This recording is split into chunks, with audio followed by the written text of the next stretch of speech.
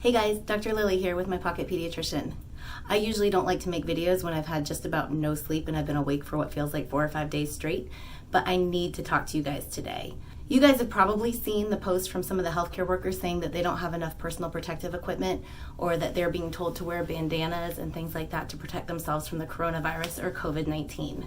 I've been signing petitions for healthcare workers to get the equipment that they need, but it's not coming fast enough. As a result, I've seen so many DIY groups and sewing groups decide that they're going to make some homemade fabric masks for our healthcare workers, and I love that sentiment. It is really sweet, but while we don't have a lot of data, the data shows that these may actually do more harm than good. So let me explain something to you. There are a few different types of masks and things that you can wear as your personal protective equipment. This is a surgical mask. It's basically a piece of paper. It's got a little bit of kind of plasticky feel to it, a little bit of porous feel on the inside, and it's got a nose bar. So you bend the nose bar, put it on your face, and the loops go around your ears. There's some versions of it where the straps go and tie behind your head. This kind of mask is good for protecting you from my spit and my germs. We wear them in the OR when we are trying not to breathe into a sterile field. We give them to patients when they come in the ER or they go to the doctor's office. And there's usually a little sign that says, if you have a cough, please take a mask and cover your cough. This mask catches my particles and keeps them from going outward, but it doesn't do a whole lot to protect me. It does protect me from droplets, so when there's droplets around or if somebody coughs on my face and things like that, it does help protect me from that. And I do wear one when I work in the ER during flu season, just because I'm a pediatrician and I have so many kids coughing in my face or licking me or doing whatever they're going to do. So this kind of mask is good, but it's not that great for airborne particles. Now, we don't entirely know if the coronavirus or COVID-19 is airborne or droplet particles. There's currently a lot of debate about it, but there has been some research that shows that it might live in the air for up to 3 hours. Now, this is an N95 mask. This mask is what we wear when we have concern about particles in the air. This mask is very tight. The elastic bands go over my face. I then squeeze the nose piece and it kind of suction cups onto my face. Now when we wear these, we have to get fit tested for them. What that means is that we go to work or the hospital or somewhere and they give us this awful smelling stuff. It kind of gives me a migraine almost immediately. They say it smells sweet, but it's disgusting. And they spray it and you make sure you can taste it, and then they put you in a tent and you have to jump up and down a bunch of times and say a poem about a rainbow or something, and then they keep spraying this nasty stuff into the tent where you're completely surrounded by this plastic stuff, and you have to make sure you don't taste or smell that nasty stuff they keep spraying at you. If the standard mask doesn't work for you, then you have to get a smaller one or a bigger one. It can change with the amount of facial hair you have. It can change with a lot of different things. They actually make us get retested every single year. For some reason, I had to get tested twice this year, and that's where this mask is from, is back in November, where the hospital decided I needed to do it, and I wasn't working clinically, so I wound up having to drive all the way in just to get this fit testing, and I kept the mask, which, as you can tell, my voice is a little bit muffled. I'm starting to get sweaty. I'm breathing a little bit harder because wearing these masks is a little bit difficult.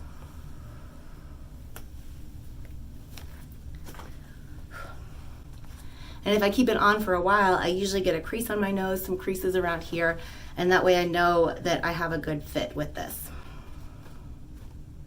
These are really limited and in really short supply right now. This is a dust mask. This is not a viral filter.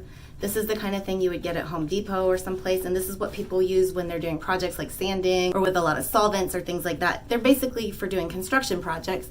You can put it on your face. Try to get a little bit of a seal. Definitely not the same as the real N95. It's about maybe 1/10 as thick as that. I can move it around. It moves around on my face. There's only one strap, not two. So this is not nearly as protective as the N95 is. So what I'm seeing people doing is they're trying to make covers to go over these N95s so that you might prolong their life a little bit. The idea is that the healthcare worker would wear the N95, then you would put a fabric cover over the top, and that may protect the N95 from having spray from patients and things like that get on the mask. And the idea is that hopefully it would prolong the life of the mask. I couldn't find any studies about that, but logically it kind of makes sense that you might want to protect your mask so that you can continue to reuse it. Now normally we try to throw these out somewhere between every hour to every 3 hours. But because of the shortages, people are being asked to reuse them, sometimes for a shift, sometimes for a week, depends on how desperate the need is. So now we have some people who are trying to make surgical masks out of fabric for our staff. I tried to make one just to see what it would be like, and I put a little nose bar in there. It goes on here. Okay. So here's the problem with a cotton mask. One, it's getting moist from my mouth. So the moisture in my mouth is going into this mask, and then if I'm talking to you and we're really close to face, like I would be in a clinical situation, your spit's going into it.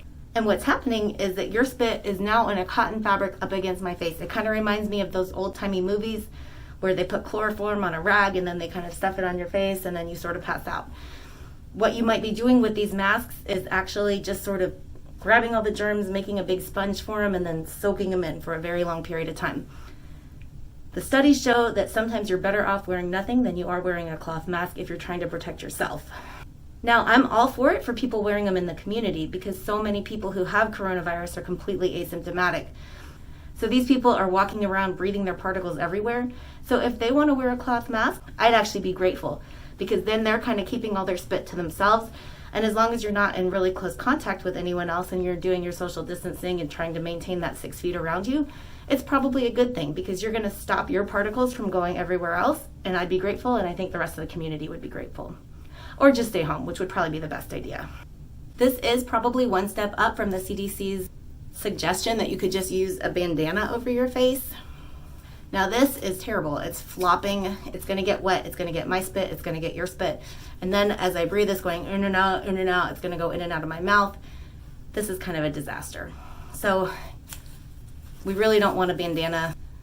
Again, the bandana might protect you from my droplets, but it's not going to protect me from yours. Now, I'm not going after the CDC or saying that they're wrong and saying that we should use bandanas.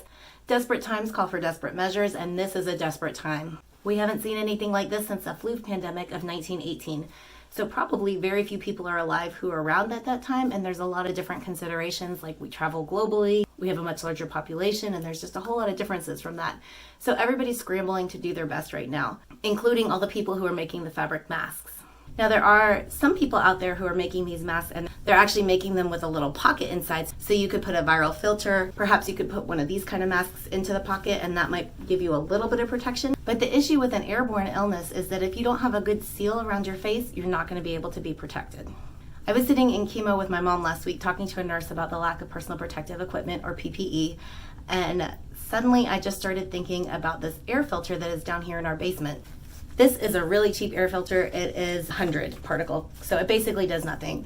This probably is made out of fiberglass. I have no idea, but I started thinking about how there are air filters that will actually filter viral particles, and I was wondering if that could become a material to put into those filter pockets. Then I started playing around with different types of pocket masks. So the first thing I did was work on the nose bar to get a good seal on the nose. I started thinking maybe we need a little bit of elastic against the bottom of the chin to hold the mask into place more. So I started with this one.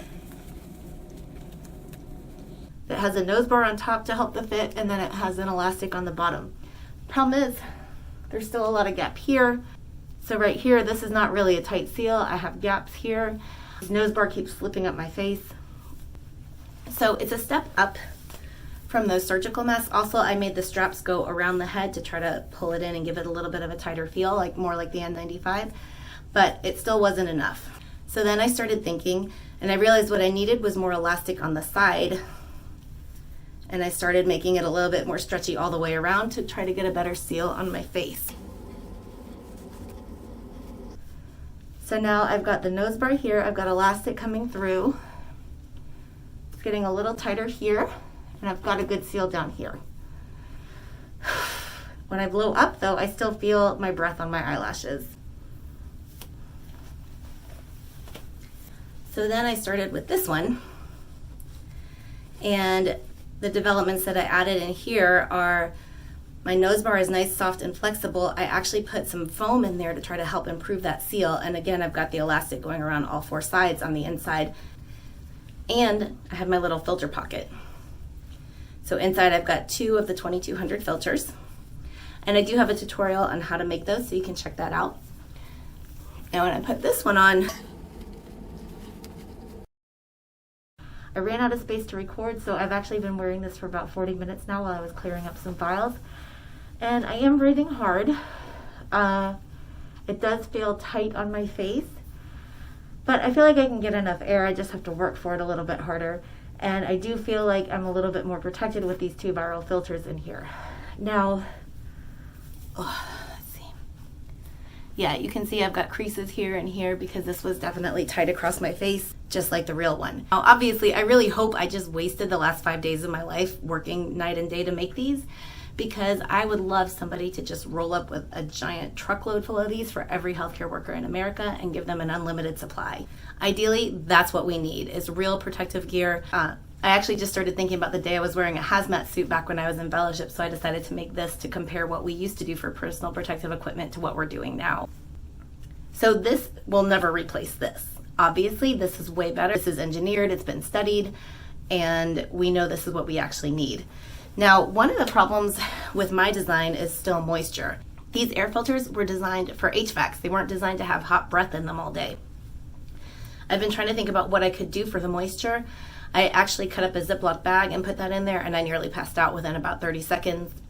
I also tried parchment paper because I thought maybe I would still be able to breathe, but it would block some of the moisture from getting to the filters. I put a piece of parchment paper in there. I was able to breathe for about 30 seconds, and all of a sudden I got really dizzy, and I realized, no, that's just not going to work.